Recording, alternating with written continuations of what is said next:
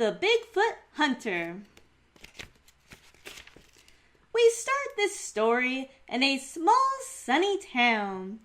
There was nothing going on. There was no one around. Steve owned Bigfoot books and was a curious cat. He daydreamed about this, he daydreamed about that. But the number one thing that was always on his mind was catching that giant monkey before the end of his prime. On such a wonderful day, with no customers around, he thought it would be best to close his shop down.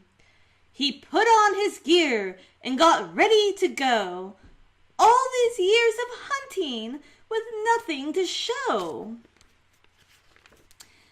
But he hoped this time his luck would change to prove them all wrong who thought he was strange. Into the redwood forest he went on his way. Steve had a feeling that this would be an unusual day. And sure enough, guess what he found? A giant-sized footprint right there on the ground. Steve taped up the scene to protect this rare find. He didn't want to lose it. It was one of a kind. But the footprint he found wasn't Bigfoot's at all. It belonged to another cat who was also really tall. It was only Paul Bunyan, wearing no socks, napping with his best friend, Babe the Blue Ox. All of a sudden, Steve heard a loud sound as a tree came crashing down to the ground. He knew for a fact that Bigfoot it must be. Who else had the power to knock over a tree? Steve had his doubts and thought it might be an elk. Nope, just some green cats in a saucer and not the kind that holds milk. Disappointed once again and tired of all this nonsense, he politely asked the aliens to stay on their side of the fence.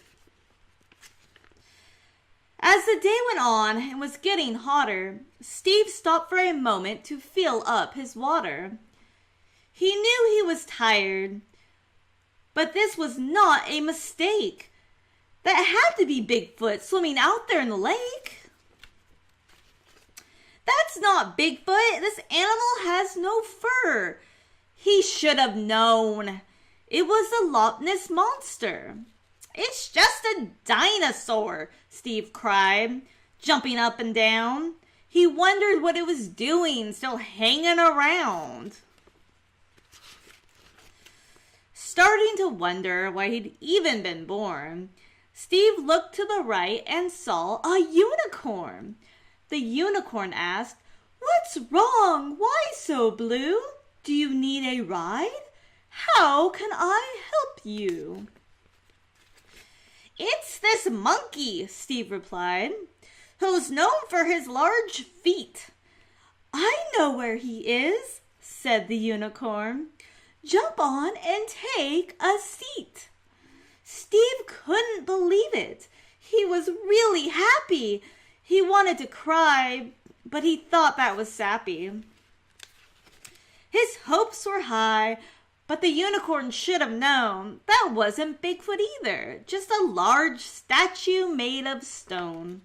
"I'll never find him," Steve had finally confessed.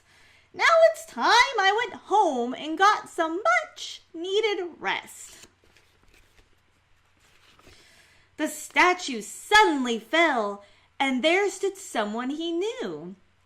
Steve shouted out loud, "I finally found you!" Bigfoot closed his eyes, sat down, and replied, "Now it's your turn to run off and hide."